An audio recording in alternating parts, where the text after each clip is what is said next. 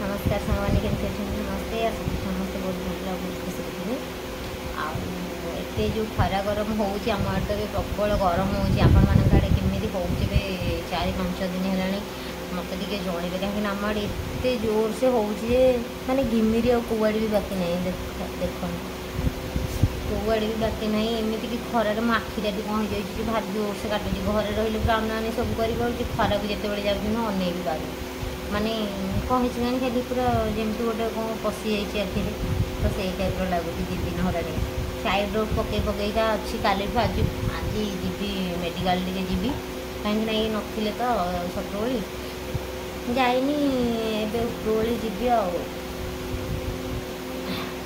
भिडियोटा मुझे बनैली कि कष्ट देखते आखिटा छोटिया छोटिया भी देखा जाए कष्ट हो आखिटा तो तापर भी मुझे भिडियो बनैली कि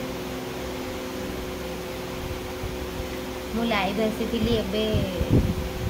दिन खंडे हम कि 5 दिन हम मु लाइव आसी लाइव रे कही कि जो नंबर दवा कथा कही न मु इंस्टा रे मेसेज देले मु मेसेज देवी आ देखिकी नंबर देवी ना कि समस्त नंबर देवी बोली मु कहनी कौन असुविधा होगी अपन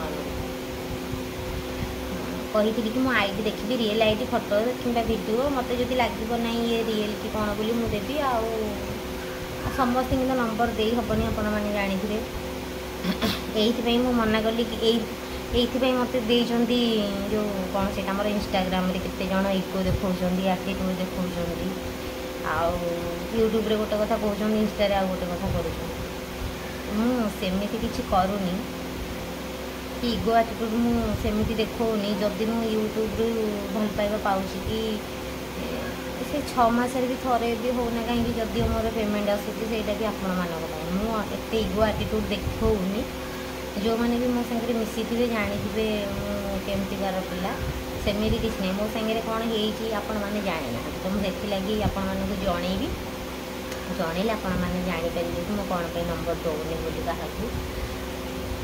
जिते प्रियांशी छोट होता मुझे भी वीडियो बनाऊन से जड़े आम घर को आसिके से बाघ मार बोली कहले ठीक से मुझे जानी कि से कौटिकार से जिते आसिले से केमी भी आम घर जानिले मुझे जानी से छपटी पचार मैंने आम बजार पचार आम घर कौटी पचार देकी आम घर को पलि आसी आम घर रास्त गोटे बैंक अच्छी तो से बैंक को आसला भितर ये जाऊे माने ये इाड़ू जाऊे सी सियाड़ू आसी आसीला घर को हाँ पचारा मुझे मना करी मुझे आज वीडियो मध्यम कहूँ समस्त सत कथा कि मुझे मना कर डायरेक्ट आमको भी नाला कहीं मुझे कहली जदिओ माने कि एमती को टोका फोका आसो कि लोक फोका आसिले मत क्या सागर भी देखा करेबनी है जदि किए फैमिली वाला आसबे कि लेडीज हो आसबे तो मत सागर देखा करे ना डायरेक्ट मना करदेव कि से घरे ना कि देह भल ना कि किसी भी कहीदेव कि घर को तुम क्या डाकनी कि मुझे क्या देखापी चाहूनी सेमती मुझे भी कही तापर सी जिते कहीदे भी कहते कि देह भल ना बोली से टोकाटा को मना कले कि देह भल ना बोली ये तथापि सी पलि आसी सी देह भल ना कहीदे पलि ये आसी आसिक कौन है क्लब पाखे आमर बसी पिला बसी सी आड़े पलि आसी क्लब पाख आड़े आसिकी पचारि आम घर भर पचारि कि आम तो गोटिकिया घर ना पिला कहीदे कहीदेला से घर को पलि आसी घर को आसिकी आसला थंडा है दिहला से पीलानी ये पूरा बढ़िया से कथबार्ता है शाशु सागे भी भल से कथबार्ता है झील को धरला सेल्फी नेला सेठू गला सी एबे भी मो वीडियो देखुची बहुत क्षमा भी मागी कि हाँ तार भूल बोली आपण मानक कहीं कहूँ से सब कथा कि नंबर देले कौन असुविधा हो आसला समस्त सागर पूरा भल से कथबार्ता है आम बो भी खायापी डाकिले ना नाई मुझे खाइबी ठंडा फंडा भी से किसी पीलानी सेठू फोन नंबर मागिला मुझे बुझू जे मो फोन नंबरटा देवी से मत हठात फोन नंबर मागिदे मुझे कथा माइंड में भाविनी कि किसी असुविधा हम कि कौन बोली मुझे फोन नंबरटा देदेली देदेली जिते से यू आम छक पर्यंत जाइनी मत 4-5 थर खंडे फोन कला 4-5 ଥର ଯେତେବେଳେ ଫୋନ୍ କଲା ମୋତେ କାହିଁ କିଛି ଠିକ୍ ଠାକ୍ ଲାଗିଲାନି। ମୁଁ ସେଠୁ ତାପରେ ୟାଙ୍କୁ କହିଲି ତମେ ଫୋନ୍ ଉଠେଇଦେବ, ସିଧା କହିଦେବ କି ସିମ୍ଟା ତମେ ୟୁଜ୍ କରୁଛ ବୋଲି। ଏଇ ଯେଉଁ କହିଲେ ସେ ଆଉ ଫୋନ୍ କରିବନି ବୋଧେ ଆଉ। ମୁଁ ଗଲା ସେ କେତେ ଥର ଏମିତି ଫୋନ୍ କଲା, ଆଡ଼ୁ ଫୋନ୍ ଫାନ୍ କିଛି ଉଠେଇନି। ତାପରେ ରାତିରେ ମୁଁ ଶୋଇପଡ଼ିଛି, କେତେ 12ଟା ଆଡ଼େ ହେବ କି କ'ଣ ବୋଧେ ଆଉ। ସେ ମୋ ମାନେ ଫୋନ୍ ନମ୍ବର ନେଇକି ମୋ ଇନଷ୍ଟା ଓପନ୍ କରିବ ବୋଲି ବାର OTP ପଠେଇଛି। ମାନେ ଦେଖନ୍ତୁ ନମ୍ବର ପାଇକି ବି ମାନେ ଏମିତିକାର ପିଲା କରୁଛନ୍ତି, ମୁଁ ବିଶ୍ୱାସ ବି କରିବି ପାରିଲିନି କି ଯେ ଏମିତିକାର ବି ପିଲା ଅଛନ୍ତି। ଏତେ ମିଠା ମିଠା କଥା କହିକି ଘରକୁ ଆସିକି ଏମିତି ମାରାତ୍ମକ ହେଇଥିବେ। ତ ଆସିଲା ମାନେ ବାର ମୋ ପାଖକୁ OTP ପଠେଇଛି ଆଉ। ଯେତେବେଳେ OTP ଉଠେଇଛି ମେଲ୍କୁ ମୋର ଆସିଛି, ମୁଁ ଯେଉଁ ଫ୍ରି ଫାୟାର୍ ଖେଳେ, ମୋ ଫ୍ରି ଫାୟାର୍ ID ମୁଁ ଜଣଙ୍କୁ ଦେଇଛି ଖେଳିବା ପାଇଁ। ତା ପାଖରେ ଅଛି ମୋର ଫେସବୁକ୍ ID। ତ ମୁଁ ଆଉ ଜାଣିପାରୁନି କି ସେଇଟା ମୋର ଇନଷ୍ଟାର ତ ମେଲ୍ ଆସିଛି, କିନ୍ତୁ ମୁଁ ଆଉ ଜାଣିପାରୁନି ଆଉ ଏତେ ଥର କିଏ ପଠେଇଛି ଏତେ ରାତିରେ। ଯେତେବେଳେ ଆସିଲା ମୁଁ ସେଇ ପିଲାକୁ ପଚାରିଲି କି ଗେମ୍ର କ'ଣ ଅସୁବିଧା ହେଇଛି କି ଫେସବୁକ୍ର ବୋଲି, ହେଲା ନାହିଁ। ତାପରେ କେତେ ଏପଟ ସେପଟ ମାନେ 2 ଦିନ ପର୍ଯ୍ୟନ୍ତ ନା ଖାଲି ବାର ମୋ ପାଖକୁ OTP ପଠେଇଲା ଇନଷ୍ଟା ନେବା ପାଇଁ। ମୋର ସେଇ ଯେଉଁ 2 ଷ୍ଟେପ୍ ଭେରିଫିକେସନ୍, ମୋତେ ତ ସେସବୁ କିଛି ଜଣା ନାହିଁ। ମୋର ଜଣେ ଚିହ୍ନା ପିଲା ପକାଇ ଦେଇଛନ୍ତି ଆଉ, ID କ'ଣ ହେବ କି କ'ଣ ବୋଲି ସେ ପକାଇ ଦେଇଥିଲେ, ସେଥିପାଇଁ ସେ ID କିଛି ନେଇପାରିଲାନି। ଏବେ ମୋ ଇନଷ୍ଟା ID ମୋ ପାଖରେ ଅଛି। ସେ ବାର ଯେତେବେଳେ OTP ପଠେଇଲା, 2 ଷ୍ଟେପ୍ ପଡ଼ିଥିଲା, ମୋ ନମ୍ବର ବି ପଡ଼ିଥିଲା ନା, ତ ମୋତେ ବାର ସେଇଟା ମେଲ୍ ଆସିଲା। ମେଲ୍ ଆସିଲା ପରେ ମୋର ତ କାହାକୁ ଭାବିବି ଏମିତି କିଏ କରୁଛି ବୋଲି ଡାଇରେକ୍ଟ ସେଇ ପିଲାକୁ ହିଁ ଡାଇରେକ୍ଟ ମୁଁ ଫୋନ୍ କଲି। ତୁ ତା ଲଗେଇକି ତାକୁ ପୁରା ମନ ଇଚ୍ଛା ଶୁଣେଇଲି, ତଥାପି ସେ କାଲୁ କଲିଲା କି ନାହିଁ ମୁଁ କାହିଁକି ସେମିତି କରିବାକୁ ଯିବି ଭାଉଜ, ଆଉ ମୁଁ ତୁମ ଘରକୁ ଯାଇଥିଲି, କେତେ ଭଲ ତୁମ ଫ୍ୟାମିଲି, ସେ ଏମିତି କେତେ କଥା କହିଲା।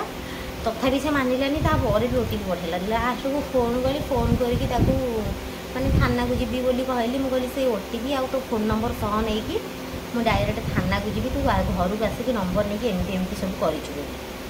ତାପରେ ବୋଧେ ତା ମନରେ ଟିକେ ଡର ଆସିଲା, ସିଏ ସେତେବେଳଠୁ ଆଉ କିଛି ବି ପଠେଇଲାନି, ମାନେ OTP ଆଉ ପଠେଇଲାନି, ଚୁପଚାପ ହେଇକି ରହିଲା। ତାପରେ ଯେତେବେଳେ ମୁଁ ମୋ ଭଉଣୀର ଯେହେତୁ ସେଇଟା ମ୍ୟାଟରଟା କ୍ଲୋଜ୍ ହେଇଗଲା ସେଇଠି, ତଥାପି ସେ ମାନୁନଥିଲା। ମୁଁ ଥାନା ଏକା କଥା କହିଲିଣି, ମାନେ ଇଏ ଆଉ ସିଏ ମାନେ ମୋ ହଜବେଣ୍ଡ ଆଉ ସେ ଟୋକାଟା ବି ସୋଦାସୋଦି ହେଇଯାଇଥିଲେ, ତଥାପି ସେ ରାଜି ନଥିଲା କି ମାନେ ମୁଁ OTP ପଠେଇଛି। ମୁଁ ତାକୁ ଭଲରେ ବି କହୁଛି କି ଯଦି ବି ତୁ କରିଛୁ ତାହେଲେ ରାଜି ହେଇଯା, ମୁଁ କିଛି ବି କରିବିନି କି କିଛି ବି କହିବିନି, ଆଉ ନାଇଁ ରାଜି ନ ହେବୁ ଯଦି ସିଧା ଥାନାକୁ ଯିବି ତୋ ଫୋନ୍ ନମ୍ବର ନେଇ, ଏମିତି ତାକୁ କହିଲି। ତଥାପି ସେ ରାଜି ହେଲାନି, କିନ୍ତୁ OTP ବି ପଠେଇନି।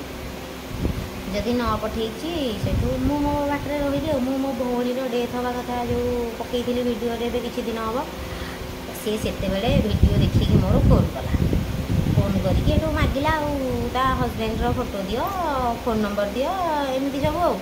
ମୁଁ ପୁଣି ତାକୁ ସେଠୁ ଶୁଣେଇଲି, ଯେହେତୁ ମୋର ID ଚୋରି କରିଦେଇଥିଲା, ସେଠୁ ଶୁଣେଇଲି ଯେତେବେଳେ, ଏଠୁ ଗଲା କି ହଉ ମୋର, ସେତେବେଳେ ଯାଇକି ସେ ରାଜି ହେଲା। ଦେଖନ୍ତୁ ମାନେ କେତେ ମାସର ତଳର କଥା, ସିଏ ଯାଇକି ଏବେ ରାଜି ହେଲା। କହିଲା କି ହଉ ମୋର ଭୁଲ ହେଇଯାଇଛି, ଆଉ ମୁଁ ଜାଣି ଶୁଣିକି ଏମିତି କରିନି, ଆଉ ମୋ ଫୋନ୍ ଗୋଟେ ପିଲା ଧରେ ତ, ଆଉ ସେ ପିଲାଟା ଏମିତି କରିଦେଇଛି ଆଉ। ଏଇଟା ଗୋଟେ ଆଶ୍ଚର୍ଯ୍ୟ କଥା ନୁହଁ କି? ତୁ ଆସିକି ମୋଠୁ ଫୋନ୍ ନମ୍ବର ନେଲୁ, ପିଲା କେମିତି ଜାଣିଲେ ଯେ ମୋ ଫୋନ୍ ନମ୍ବରରେ ମୋ ଇନଷ୍ଟା ବାର ମାନେ ଓପନ୍ କରିକି ପାସୱାର୍ଡ଼ ପାଇଁ OTP ପଠାଉଛନ୍ତି? ଏଇଟା ଗୋଟେ ସମ୍ଭବ କଥା କି?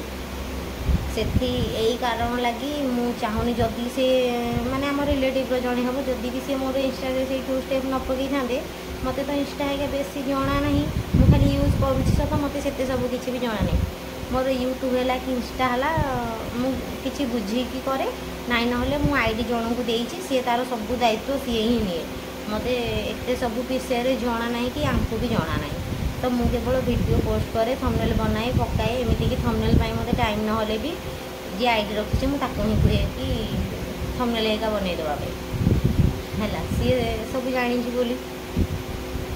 ଆଉ ମୁଁ ଯଦି ବି କିଛି ମାନେ ସେ ଯଦି ନଥାନ୍ତା ତ ମୁଁ ଆଜି ମୋ ପାଖରେ ମୋ ID ବି ନଥାନ୍ତା। ତ ସେଥିଲାଗି ସେ ମୋତେ କହିଲା କି ନମ୍ବର ବି ଯାହାକୁ ଦେବ ଟିକେ ଭାବି ଚିନ୍ତିକି ଦେବ, ଆଉ ଯାହାକୁ ନାହିଁ ତାକୁ ନମ୍ବର ଦେଇଦେଲେ କିଏ କେତେବେଳେ କ'ଣ କରିବେ ସେମିତି କିଛି କହିହେବନି। ନହେଲେ ନାହିଁ ଆଉ ଗୋଟେ ସିମ୍ ପକାଇଦେବ, ଯାହାକୁ ନମ୍ବର ଦେବା କଥା ସେଇ ସିମ୍ ନମ୍ବରଟା ଦେବ। ଏଇଟା ପର୍ସନାଲ୍ ତମର ନା, ସବୁଠି ଦିଆହେଇଛି ତ ଏଇଟା କାହାକୁ ଦେବନି। ସେଥିଲାଗି ମୋ ମନରେ ଗୋଟେ ଡର ପଶିଯାଇଛି। ମୁଁ ନମ୍ବର ମୁଁ କହିଲି ଏତେ ସିମ୍ ପକାଇଲେ, ମୁଁ ସତ କଥା କହୁଛି ଦୁଇଟା ସିମ୍ରେ ମୁଁ ଏତେ ରିଚାର୍ଜ କରିପାରିବିନି। এইটা রিচার্জ ন কলে এইটা ବି ନ ଚଳେ, କି ସେଇଟା ରିଚାର୍ଜ ନ କଲେ ସେଇଟା ବି ନ ଚଳେ। ତ ମୁଁ ଦୁଇଟା ସିମ୍ରେ ରିଚାର୍ଜ କରିପାରିବିନି ମାସକୁ ମାସ। ଆଉ ବି ମୁଁ ଦୁଇଟା ସିମ୍ ପକାଇବାରେ ସିନା କିଛି ନାହିଁ, ମୁଁ ରିଚାର୍ଜ କରିପାରିବିନି। ତ ତାଠୁ ଭଲ ହେବ ମୁଁ କାହାକୁ ଫୋନ୍ ନମ୍ବର ହିଁ ଦେବିନି। ମୁଁ ସେଥିପାଇଁ ଯେଉଁ ଲାଇଭ୍ରେ ଆସିଥିଲି ମୁଁ କହିଛି କି କଥା ହେବି ମୁଁ ଇନଷ୍ଟା। ଏବେ ସିନା ପ୍ରିୟାଂଶୀ ଛୋଟ ଅଛି ବୋଲି ମୁଁ କେଉଁଥିରେ ବି ଆକ୍ଟିଭ୍ ରହିପାରୁନି, କି ତା ସାଙ୍ଗରେ ହିଁ ମୋର ଟାଇମ୍ ପଳାଉଛି। କେତେ ଖରା ଗରମରେ ଇଚ୍ଛା ବି ହେଉନି ଭିଡ଼ିଓ କରିବା ପାଇଁ। ଏତେ ଯେଉଁ ଖରା ଗରମ ହେଉଛି, ଦେହ ଖାଲି ଜଳାପୋଡ଼ା ହେଇଯାଉଛି, ଭିଡ଼ିଓ କରିପାରୁନି। ନହେଲେ ମୁଁ କୁଆଡ଼େ ଯିବି ଆପଣମାନଙ୍କୁ ଛାଡ଼ିକି। ଯାହା ହଉ ଆପଣମାନେ ଦେଖନ୍ତୁ, ଆପଣମାନେ ଏବେ କହିବେ କି ଯଦି ୟୁଟ୍ୟୁବ୍ କଥା ମୁଁ ଯଦି କହିବି ଆପଣମାନେ କହିବେ ୟୁଟ୍ୟୁବ୍ରୁ ପଇସା ପାଉଛନ୍ତି ବୋଲି ୟୁଟ୍ୟୁବ୍ ଭିଡ଼ିଓଟା କରୁଛନ୍ତି। କିନ୍ତୁ ଇନଷ୍ଟାରୁ ତ ପଇସା ମିଳୁନି ନା। ୟୁଟ୍ୟୁବ୍ରୁ ଅଧିକା ଇନଷ୍ଟାରେ ପୁରା ନିକିମା ହେଇକି ପଡ଼ିକି ରହିବା ପାଇଁ ପଡ଼ୁଛି ଭିଡ଼ିଓ ବନେଇବା ପାଇଁ। ସେଥିରେ ତ କିଛି ପଇସା ହେଇକା ମିଳୁନି, କି କିଛି ପ୍ରମୋସନ୍ ବଗେରା କଲେ ସେସବୁରୁ ପଇସା ମିଳେ। କିନ୍ତୁ ମୁଁ ସେମିତି ପ୍ରମୋସନ୍ ହେଇକା କରେନି। ସେ ଯେଉଁ ଟ୍ରେଣ୍ଡିଙ୍ଗର ନା କ'ଣ ଯେଉଁ ଆସେ, ମୁଁ ଡାଇରେକ୍ଟ ସେସବୁକୁ ମନା କରିଦିଏ। ଗୋଟେ ଦୁଇଟା ମୁଁ କରିଛି, ତାପରେ ମୁଁ ମନା କରିଦିଏ କି ନାଇଁ ସେସବୁ କରିବିନି ବୋଲି। କିଛି ପଇସା ପାଇଁ ମାନେ ଫଲୋଅର୍ସଙ୍କ ସାଙ୍ଗରେ ଖେଳିବା କଥା ନା, ତ ମୁଁ ଡାଇରେକ୍ଟ ମନା କରିଦେଇଛି। ତ ମୁଁ ସେସବୁ ଇନଷ୍ଟାରୁ କିଛି ଗୋଟେ ଚାରେଣା ବି ମୋର ଇନକମ୍ ନାହିଁ। ବାସ୍ ୟୁଟ୍ୟୁବ୍ରୁ ଯାହା ମୋର ଯେଉଁ 6 ମାସ 7 ମାସରେ ଥରେ ଲେଖେ ପେମେଣ୍ଟ ଆସେ, ସେତିକି। ତ ମୁଁ କାହିଁକି ଏତେ ଇଗୋ ଆଟିଟ୍ୟୁଡ଼୍ ଆପଣମାନଙ୍କୁ ଦେଖେଇବି। ଆପଣମାନେ ଯଦିଓ ଯିଏ ବି ମୋ ସାଙ୍ଗରେ କଥା ହେବା ପାଇଁ ଚାହୁଁଛନ୍ତି, ମୁଁ କହିଛି ବାର କି ଇନଷ୍ଟାରେ ବି ହେଉଛି, ଭିଡ଼ିଓ କଲ୍ ହେଉଛି, ଅଡ଼ିଓ କଲ୍ ହେଉଛି, ମେସେଜ୍ ବି ହେଉଛି, ଯେଉଁଟାକି ଆମେ ମାନେ ଫୋନ୍ ନମ୍ବର ଥିଲେ ହେଇପାରିବା, ସେସବୁ ଆମର ଇନଷ୍ଟାରେ ବି ହେଇପାରୁଛି। ତ ମୁଁ ସତ କଥା କହୁଛି, ମୋର ଇଗୋ ଆଟିଟ୍ୟୁଡ଼୍ କିଛି ବି ନାହିଁ। ବାସ୍ କେବଳ ସେଇ ଡର ପାଇଁ ମୁଁ କାହାକୁ ଫୋନ୍ ନମ୍ବର ଦେବା ପାଇଁ ଚାହୁଁନି। ତ ଆପଣମାନେ ଯେଉଁ ମୋତେ ଏତେ ଖରାପ କମେଣ୍ଟ କରିକି ଦେଉଛନ୍ତି, ଏତେ ଇଗୋ ଇଏ ସିଏ ବୋଲି, ସିରିୟସଲି ମୋ ପାଖରେ ଏମିତି କିଛି ବି ଇଗୋ ଥିବ ନାହିଁ। ମୋତେ ଏମିତିକା ମେସେଜ୍ ଦେଖିଲେ ଟିକେ ବାଧୁଛି, ସତ କଥା କହୁଛି। ତ ମୋତେ ଏମିତିକା ମେସେଜ୍ କରନ୍ତୁନି। ଆପଣଙ୍କୁ ଯଦି ଭଲ ଲାଗୁଛି ମୋର ଭିଡ଼ିଓ ଦେଖିବା ପାଇଁ ଦେଖନ୍ତୁ, ଆଉ ମୋ ସିଚୁଏସନ୍ ଟିକେ ବୁଝନ୍ତୁ। କିନ୍ତୁ ଏମିତିକା ମେସେଜ୍ ଦେଲେ କଷ୍ଟ ଲାଗିବନି।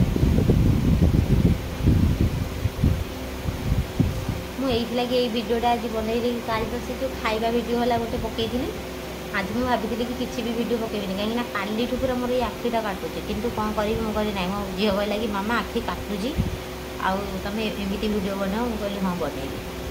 ତ ମୁଁ ଏମିତି କରିକି ଭିଡ଼ିଓ ବନେଇଲି। ମୁଁ କହିଲି ନାହିଁ, ଗୋଟେ କଥା କହିବାର ଅଛି, ସେ ଯାହା ବି ହେଉଛି ହେଇଯାଉ, ଆଖି କାଟୁ ପଛେ ତୁ ମୋତେ ଟାୱେଲ୍ଟା ଉଦା କରିକି ଦେ, ମୁଁ ସେ ଆଖିକି ପୋଛି ପୋଛିକା ଧରିକା ବସିକି ଭିଡ଼ିଓଟା ବନେଇଦେବି। ତ ଏଇଆ ହେଲା କଥା। ଏତେ ସବୁ ପରେ ବି ଆପଣମାନେ ଯଦି ମୋତେ ବୁଝିବେ ଭଲ ଲାଗିବ। ଆଉ ଯଦି ନ ବୁଝିବେ ମୁଁ କିଛି ବି କହିପାରିବିନି। ଯେଉଁମାନେ ବି ୟୁଟ୍ୟୁବ୍ରୁ ଦେଖିକି ଯାଇକି ଇନଷ୍ଟାରେ ଏମିତିକା କମେଣ୍ଟ ତ ନୁହଁ, ମେସେଜ୍ କରୁଛନ୍ତି, ତ ବୁଝିକି ମେସେଜ୍ କରିବେ। ଆଉ କିଛି କହିବାର ନାହିଁ, ବାସ୍ ଏତିକି ଥିଲା। ଆଶା କରୁଛି ଆପଣମାନେ ମୋ କଥା ବୁଝିପାରିବେ। ଭଲ ଲାଗିଲେ ଭିଡ଼ିଓଟାକୁ ଗୋଟେ ଲାଇକ୍ କରିବେ, ଚ୍ୟାନେଲ୍ ନୂଆ ଥିଲେ ଟିକେ ସବସ୍କ୍ରାଇବ୍ କରିବେ। ପୁଣି ଭିଡ଼ିଓଟା ବନେଇବି ବୋଲି ମୁଁ ଯାଇକି ଝିଅକୁ ସାନ ବୋଉ ଘରେ ଦେଇକି ବସିକି ଆସିକି ଭିଡ଼ିଓ ବନାଉଛି। ଆଖିଟା ବହୁତ ଜୋରସେ କାଟୁଥିଲା। ଏଇଠି କେମିତି ଗୋଟେ ଗାର ପଡ଼ିଯାଇନି, ଆଖିଟା କ'ଣ ହେଇଛି କହିଲେ, ଏଇ ଯେଉଁ ପତା ନୁହଁ ଗୋଟେ ଛିଡ଼ିକି କାଲି ଆଖିରେ ପଡ଼ିଯାଇଥିଲା। ମୁଁ ଆଉ ଜାଣିନି, ସେ ପୁରା ଉପର ଗୋଟେ ପଡ଼ିଯାଇଥିଲା। ପୁରା ଏମିତି ପୁରା ମୁଁ ମକଇଛି କି ତାକୁ ବହୁତ ଟାଇମ୍ ପରେ କାଢ଼ିଲି। ତାପରେ କାଢ଼ିଲି ଯେତେବେଳେ ଭଲ ଲାଗିଲା। ତାପରେ କେତେ ସମୟ ପରେ ଯେମିତି ଆଉ ଗୋଟେ କ'ଣ ପଡ଼ିଛି ସେମିତି ଲାଗିଲା, ପୁଣି ମକଇଛି ଦେଲି। ତାପରେ ରାତିରେ କାଟିଲା, ଆଇ ଡ୍ରପ୍ ଥିଲା, ତାକୁ ପକାଇଲି। ଗଲା ପୁରା ସକାଳେ ଠିକ୍ ଠାକ୍ ସବୁ ଥିଲା, କାମଧନ୍ଦା ସବୁ କଲି, ରୋଷେଇଟା ସବୁ କଲି। ପୁଣି ଯେମିତି ଖରା ବେଳ ହେଲା ପୁଣି କାଟିଲା। ତାପରେ ଏଠୁ ପୁଣି ଆଇ ଡ୍ରପ୍ ପକାଇକି ମାନେ ଟିକେ ଶୋଇପଡ଼ିଲି, ଭଲ ଲାଗିଲା। ଏଠୁ ପୁଣି ଯେମିତି ଉଠିଲି ସେମିତି ହିଁ ଟିକେ କାଟୁଛି। ତ ମେଡ଼ିକାଲ ନ ଗଲେ ହେବନି। ଯାଉଛି ମୁଁ ମେଡ଼ିକାଲ ଯିବି, ଭିଡ଼ିଓଟା ପକାଇଦେବି, ପକାଇ ଦେଇକି ମୁଁ ଯିବି। ଆଶା କରୁଛି ଆପଣମାନେ ବୁଝିପାରିବେ। ସେମିତି କିଛି ବି ଦେବେନି। ଇଗୋ ଆଟିଟ୍ୟୁଡ଼୍ ମୋର ସତ କହୁଛି, ମୁଁ କିଛି ବି ନାହିଁ। ମୋ ସାଙ୍ଗରେ ସେମିତି କିଛି ହେଇଛି ବୋଲି ମୋ ମନରେ ଡର ପଶିଯାଇଛି। ତ ସେଥିଲାଗି ମୁଁ କାହାକୁ କିଛି ବି ନମ୍ବର ଦେବା ପାଇଁ ଚାହୁଁନି। ଯେଉଁମାନେ ବି କଥା ହେବା ପାଇଁ ଚାହୁଁଛନ୍ତି କଥା ହୁଅନ୍ତୁ, ଇନଷ୍ଟାରେ କଥା ହୁଅନ୍ତୁ, ଫେସବୁକ୍ରେ କଥା ହୁଅନ୍ତୁ। ଫେସବୁକ୍ରେ ତ ମୁଁ ଏତେ ରହୁନି, ଇନଷ୍ଟାରେ ଚାହିଁଲେ କଥା ହେଇପାରିବେ। ଗପୁଥିଲେ।